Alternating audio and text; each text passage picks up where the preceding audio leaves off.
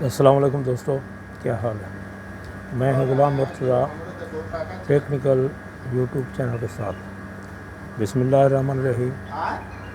آج تاریخ ہے 16 جون 2020۔ تو سب سے پہلے ہم کورونا کی اپڈیٹ دیکھتے ہیں۔ یو اے ای میں جو کیسز کی تعداد ہے وہ ہے 42,636، اور جو ریکور کیسز کی تعداد ہے وہ ہے 25,129، اور ڈیتھ جو ہیں 291۔ اسی طرح ورلڈ میں جو ہے 76,90,708 یہ کیسز کی تعداد ہے، اور ڈیتھ جو ہوئی ہے 4,27,630۔ اس میں سب سے زیادہ ڈیتھ اور کیسز کی تعداد جو ہے وہ یو ایس اے میں ہوئی ہے، یعنی امریکہ میں ہوئی ہے۔ اور پاکستان میں جو کیسز کی تعداد ہے وہ ہے 1,44,478، اور ریکور جو کیسز ہیں ان میں ہوئی ہے 53,721، اور ڈیتھ جو ہوئی ہے وہ ہے 2,729۔ تو پاکستان میں حالات بگڑتے جا رہے ہیں کورونا کے بارے میں۔ ادھر یو اے ای میں ابھی تک سمارٹ لاک ڈاؤن چل رہا ہے، مطلب یہ ہے کہ دکانیں وغیرہ کھل چکی ہیں، سب کچھ کھل چکا ہے، لیکن ایس او پی کے تحت کھلا ہے، اور باقی کچھ ادارے ابھی بند ہیں۔ کام کی پوزیشن یہ ہے کہ 30% کام ابھی کھلا ہے، ابھی 70% کام نہیں کھلا ہے، ٹھیک ہے۔ باقی یہ ہے کہ ملک کی صورتحال کے بارے میں یہ ہے کہ انڈیا اور پاکستان کے بارڈر پر جنگ کے بادل منڈلا رہے ہیں۔ پچھلے دنوں ایل او سی کی خلاف ورزی کی تھی انڈین آرمی نے، اور ہماری آرمی نے منہ توڑ جواب دیا تھا، جس میں کئی بینکر اور کئی چوکیاں تباہ کر دی تھیں، اور کچھ جو ہے سولجر، انڈین سولجر زخمی بھی ہوئے تھے، اور جس میں ایک کرنل بھی شامل ہے۔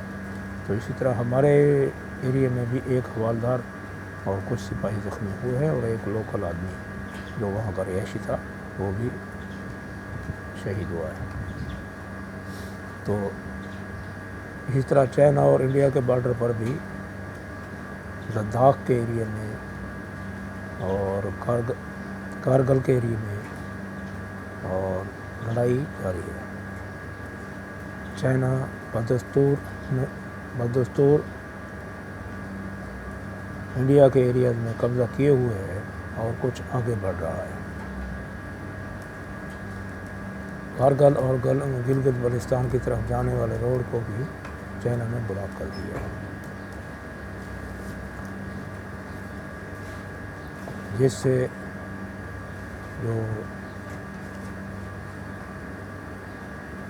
کشمیر کو جانے والا روڈ بھی بلاک ہو جائے گا، اور جس سے رسد جو ہے انڈیا کی وہ رک جائے گی۔ اس کا یہ ایفیکٹ ہوگا کہ آزاد کشمیر میں بیٹھے ہوئے جتنے بھی سپاہی ہیں انڈیا کے، ان کو رسد، کھانے پینے کا سامان اور ان کا سامان صرف بائی ایئر پہنچایا جا سکے گا، زمینی راستہ کٹ جائے گا۔ اسی طرح پہاڑی ایریا میں جو انڈیا نے ایئر بیس بنایا تھا اس کا بھی راستہ بند ہو گیا ہے۔ ایک گلگت بلتستان کے ایریے میں، ایک پہاڑی ایریے میں تو ایک ایئر بیس بنایا ہے انڈیا نے، تو اس کا بھی راستہ بند ہو جائے گا۔ اسی طرح انڈیا کا جو مشرقی بارڈر ہے وہاں بیٹھا نیپال بھی حرکت میں آیا ہے، ان کی بھی تھوڑی بہت فائرنگ ہوئی ہے انڈیا اور نیپال کے درمیان۔ یہ صورتحال ہے۔ اسی طرح بین الاقوامی سطح پر امریکہ میں ہنگامے جاری ہیں۔ مطلب یہ ہے کہ دنیا اس وقت چینجنگ کی طرف جا رہی ہے۔ کورونا کے بعد کی صورتحال کچھ اس طرح بنے گی کہ Russia, China, Pakistan, golf country ایک بلاک مل جائے۔ یو ایس اے کی صورتحال واضح نہیں ہے، کیونکہ وہاں اس وقت ہنگامے چل رہے ہیں۔ سفارتی سطح پر بھی وہ لوگ کوئی کام نہیں کر رہے ہیں، اپنے ملک کی سطح پر ان کو سنبھالنے کی کوشش کر رہے ہیں۔ تو وزیر خارجہ چائنا کے دورے کے لیے بھی پر تول رہے ہیں تاکہ کچھ سیاسی مذاکرات ہو جائیں، کچھ بیٹھک ہو جائے، دنیا میں جو جنگ کی سچویشن ہے اس کو سنبھالا جائے۔ لیکن لفظی وار جاری ہیں۔ چائنا یو ایس اے پر الزام لگاتا ہے کرونا کے بارے میں، اور یو ایس اے چائنا پر الزام لگاتا ہے۔ یہ الزامات کی بھرمار ہے۔ بیچ میں بیٹھا ہوا جو اسرائیل ہے وہ اس سے فائدہ اٹھا رہا ہے۔ اب دیکھنا یہ ہے ورلڈ کی جو معیشت ہے وہ ڈاؤن سائزنگ کی طرف جا رہی ہے۔ چائنا جو ہے اس وقت مضبوط ہو رہا ہے، اپنی آرمی کو بھی باہر لے کر آیا ہے اور آرمی کی پریکٹس بھی کرا رہا ہے اور ٹریننگ بھی کرا رہا ہے، بلکہ وہ بھرپور جنگ کے موڈ میں ہے۔ اگر انڈیا کی یہی سچویشن رہی، یعنی چائنا کے ساتھ، نیپال کے ساتھ اور پاکستان کے ساتھ، تو انڈیا کے قوی امکان ہیں کہ وہ ٹکڑے ٹکڑے ہو جائے۔ خاص طور پر 9 ریاستیں علیحدگی چاہتی ہیں، جس میں پنجاب، خالصتان شرکت ہے۔ آزادی کی تاریخیں چل پڑیں گی اور اس سے کیا ہوگا کہ گورنمنٹ انڈیا کی مجبور ہو جائے گی کہ ان لوگوں کو آزادی دینا ہے۔ انڈیا کی آرمی اس وقت خاموشی سے بیٹھی ہوئی ہے، وہ کوئی حرکت نہیں کر رہی ہے، کوئی ایکٹیویٹی نہیں کر رہی ہے سوائے ایل او سی کے۔ ایل او سی پر وہ بار بار پاکستان کو جنگ میں گھسیٹنا چاہ رہی ہے، لیکن پاکستان کچھ احتیاطی تدبیریں کر رہا ہے، لیکن اپنا ڈیفنس بھی مضبوط بنا رہا ہے اور اپنا جو سیفٹی کر رہا ہے۔ پاکستان میں سیاسی ماحول اس وقت بہت گرم ہو رہا ہے۔ بڑے بڑے سیاستدان اس وقت کورٹین میں جا چکے ہیں۔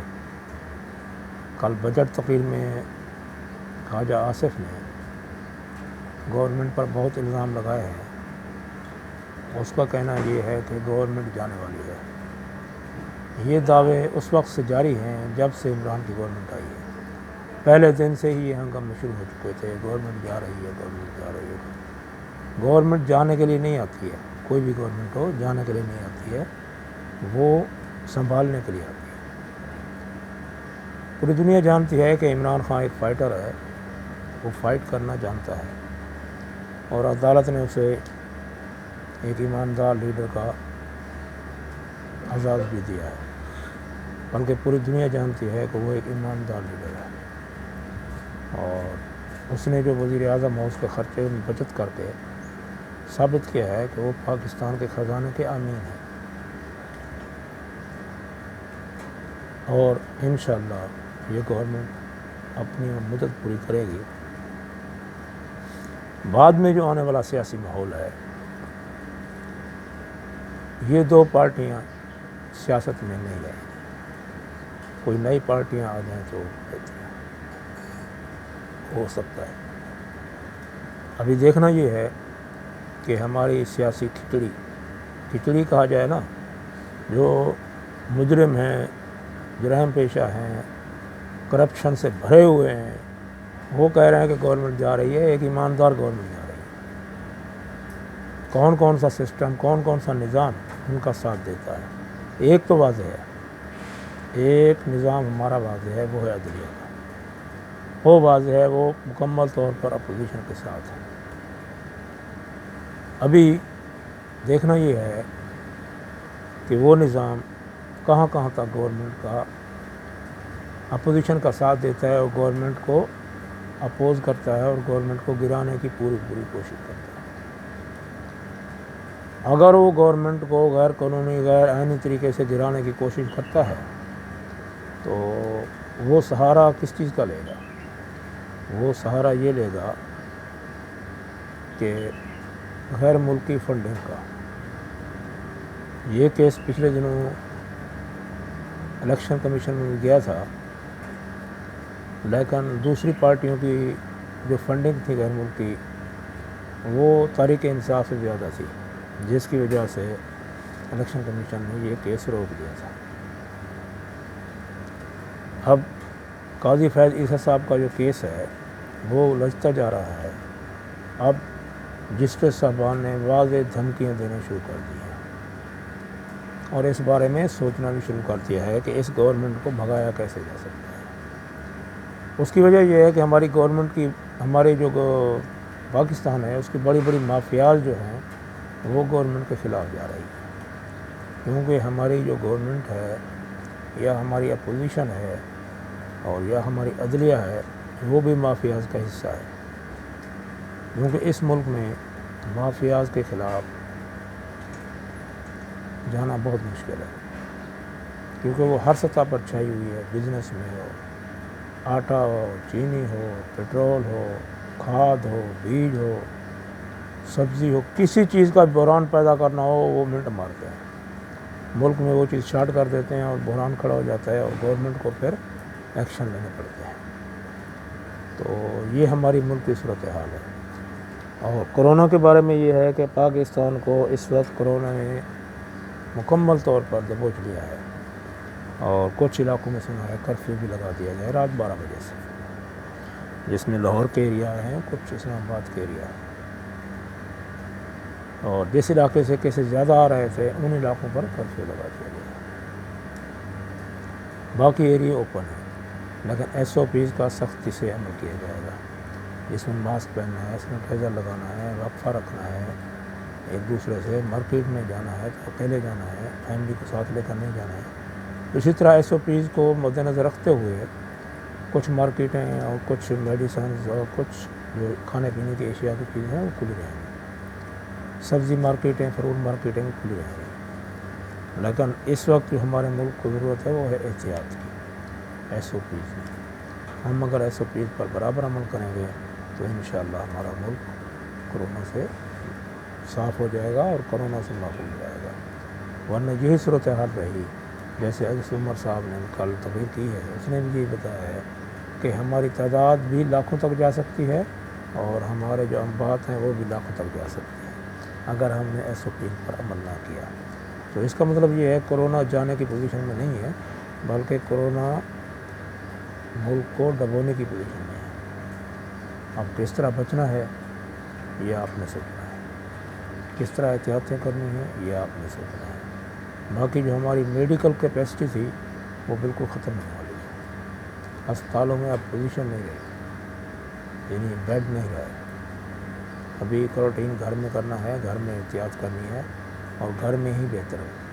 53,000 ریکوری کیسز جو ہیں وہ ابھی تک، چونکہ اس کی جو دوائی ہے یعنی اس کی کوئی میڈیسن نہیں آئی ہے، ٹھیک ہے، اس کی کوئی ویکسین نہیں آئی ہے، یہ جو ریکور ہو رہے ہیں یہ ٹوٹے ٹوانوں سے اور بھاپ سے، وٹامن سی سے، یا ایسے ہی مطلب جو چھوٹے چھوٹے ٹوٹکے ہیں یا احتیاط سے یا کوارنٹائن سینٹر میں جانے سے یہ ٹھیک ہو رہے ہیں۔ جن کو کوئی نزلہ زکام یا بخار نہیں ہے یا کوئی دائمی مرض نہیں ہے وہ بھی ریکور ہو رہے ہیں، ٹھیک ہے، جس میں سمپٹمز نہیں ہیں وہ بھی ریکور ہو رہے ہیں۔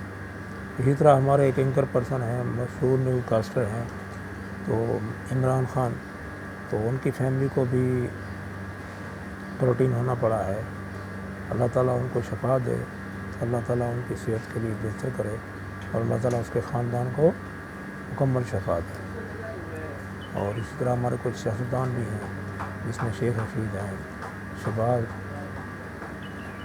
شریف ہیں اور خاقان عباسی ہیں، اور کافی سارے ایم این اے، ایم پی ایز ہیں، وہ اس مرض میں مبتلا ہو چکے ہیں، اور شاہد افریدی صاحب ہیں ہمارے فیوریٹ کرکٹر ہیں اور کروڑوں کی تعداد میں ان کے فینز ہیں، ان کے لیے دعا کریں اللہ تعالیٰ ان کو بھی شفا دے۔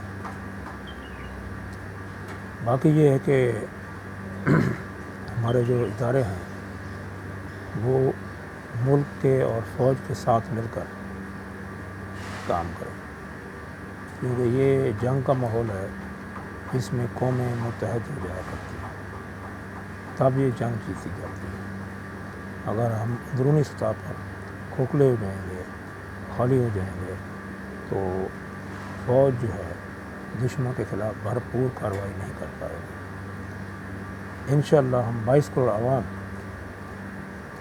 پاکستان آرمی اور گورنمنٹ کے ساتھ ہیں۔ باقی کچھ ادارے غدار ہیں وہ کھل کر گورنمنٹ کی مخالفت کر رہے ہیں، آرمی کی مخالفت کر رہے ہیں، بلکہ ان کو جو مروڑ اٹھ رہا ہے وہ یہ اٹھ رہا ہے کہ یہ آرمی کے لیے اتنا بجٹ کیوں رکھا گیا ہے؟ بھئی آرمی ہماری حفاظت کرتی ہے، ہمارے بچوں کی حفاظت کرتی ہے، ملک کی حفاظت کرتی ہے۔ کوئی سیلاب آ جائے آرمی چاہیے، طوفان آ جائے آرمی چاہیے، ملک میں کوئی صورتحال خراب ہو جائے جیسے وابڈا ہے، سکول ہیں، ایجوکیشن ہے یا دوسرے سسٹم ہیں، کوئی اپ سیٹ ہو جائے تو ہمیں آرمی چاہیے، تو لہٰذا آرمی کو کچھ فنڈ بھی چاہیے۔ تو ہم وائس کو عوام اپنے پاکٹ سے بھی آرمی کو فنڈ دینے کے تیار ہیں، اور گورنمنٹ کو ہم مطالبہ کرتے ہیں کہ وہ ان لوگوں کی باتوں میں نہ آئے، بلکہ ہماری آرمی کو مضبوط کرے، ان کو بھرپور فنڈ دے۔ ہم ایک ٹائم کا کھانا کھا لیں گے لیکن آرمی کو امداد دے۔ اور یہ صرف میری رائے نہیں ہے، یہ 22 کروڑ عوام کی رائے ہے، کیونکہ وہ ہمارے گھروں کی حفاظت کرتے ہیں، ہمارے عزت نفس کی حفاظت کرتے ہیں، اور ہم جو اس وقت سکون سے گھروں میں رہ رہے ہیں، ہمارا مال، ہماری زندگی، ہمارے گھر محفوظ ہیں، وہ اسی آرمی کی وجہ سے ہے۔ یہ جو بکاؤ لوگ ہیں یہ چند لوگ ہیں، ان چند لوگوں کی باتوں میں مت آئیے۔ یہ غیر ملکی ایجنٹ ہیں اور مافیا ہے، ان مافیا کے خلاف بھی ہمیں اب جو ہے ایک قدم اٹھانا چاہیے، ان کو بھی اٹھا کر جیل میں ڈالنا چاہیے۔ جو لوگ آرمی کے خلاف اور ملک کے خلاف کام کر رہے ہیں ان کو چن چن کر جو ہے جیل میں ڈالنا چاہیے، الٹا لٹکانا چاہیے، اور جنہوں نے کرپشن کی ہے ان سے بھی پیسہ نکالنا چاہیے۔ اگر پیسہ آئے گا تو ہماری معیشت مضبوط ہوگی، ہمارا ملک مضبوط ہوگا اور ہم خوشحال ہوں گے۔ باقی گورنمنٹ پر الزام لگایا جاتا ہے کہ یہ دوسروں سے مانگتی ہے، کہ آپ لوگ بھی تو مانگتے تھے۔ یہ 24 ارب ڈالر جو کھایا ہے کس نے کھایا ہے؟ آپ لوگوں نے کھایا نا، ہر ملکوں سے امداد لے کے اپنے اکاؤنٹوں میں جمع کیا ہے، پارٹی فنڈ کے نام سے عوام سے پیسہ لیا اپنے اکاؤنٹ میں جمع کرایا ہے، تو آپ نے کرپشن کی ہے نا، تو وہ کرپشن مانگ کے ہی کی ہے۔ آپ مانگیں تو وہ امداد ہے، اور عمران خان مانگے تو وہ خیرات ہے۔ یہ دوگلی پالیسی نہیں چلے گی۔ وہ مانگ رہا ہے تو ہمارے لیے مانگ رہا ہے، عوام کے لیے مانگ رہا ہے، عوام کو ریلیف دینے کے لیے مانگ رہا ہے، اور چھوٹے تاجروں کو ریلیف دینے کے لیے مانگ رہا ہے، ٹھیک ہے، عوام کے ریلیف کے لیے وہ مانگ رہا ہے۔ اور ہم کہہ رہے ہیں کہ وہ مانگ رہا ہے، وہ اپنے لیے نہیں مانگ رہا ہے، اس نے کوئی جائیداد نہیں بنائی ہے، کوئی اس نے فیکٹری نہیں بنائی ہے۔ یہ جو بنگلہ یا کوٹھی بنائی ہے یا گھر بنایا ہے یہ بھی اس نے اپنی کمائی سے بنایا ہے، اس کا ثبوت اس نے عدالت میں دیا ہے۔ آپ نے جو جائیداد بنائی ہے آپ بھی ثبوت دیں نا ذرا، کورونا کے پیچھے مت چھپیں، عدلیہ کے پیچھے مت چھپیں۔ نیب کو اپنی جو غیر ملکی جائیدادیں ہیں ناجائز طریقے سے جو آپ نے بنائی ہیں ان کا ثبوت دیں، کیوں نہیں دے رہے؟ بجائے ثبوت دینے کے آپ گورنمنٹ پر الزام لگا رہے ہیں۔ یہ جو کیسز ہیں نیب میں جو کیسز ہیں یہ آپ کی گورنمنٹ کے بنائے ہوئے ہیں۔ عمران نے تو ابھی تک کوئی صرف سوائے چینی اور آٹے کے کیس کے کوئی کیس بھی نہیں بھیجا ہے نیب کو۔ یہ سارے کیسز پرانے ہیں، اور ان پرانے کیسوں کا جواب آپ نے دینا ہے۔ عمران کا اس میں کوئی عمل دخل نہیں۔ نیب آزاد ادارہ ہے، وہ آزادی سے اپنا کام کر رہا ہے، کہیں مسٹیک بھی کر رہا ہے، یہ نہیں مسٹیک نہیں کر رہا ہے۔ مسٹیک کیوں کر رہا ہے؟ کیونکہ نیب کے اندر اپوزیشن کے لوگ بیٹھے ہوئے ہیں، ملک دشمن عناصر بیٹھے ہوئے ہیں، ان کو بھی صاف کرنا ہے، ٹھیک ہے۔ باقی میں یہ کہوں گا کہ پاکستان آرمی زندہ باد، پاکستان فائٹ۔ میری ویڈیو کو لائک کیجیے، شیئر کیجیے، اگر ویڈیو پسند آئے تو کمنٹ کیجیے، سبسکرائب کیجیے، اور بیل آئیکن پر ٹچ کرنا مت بھولیے، کمنٹس کو بھی اچھا سا کیجیے۔ اوکے، اللہ حافظ۔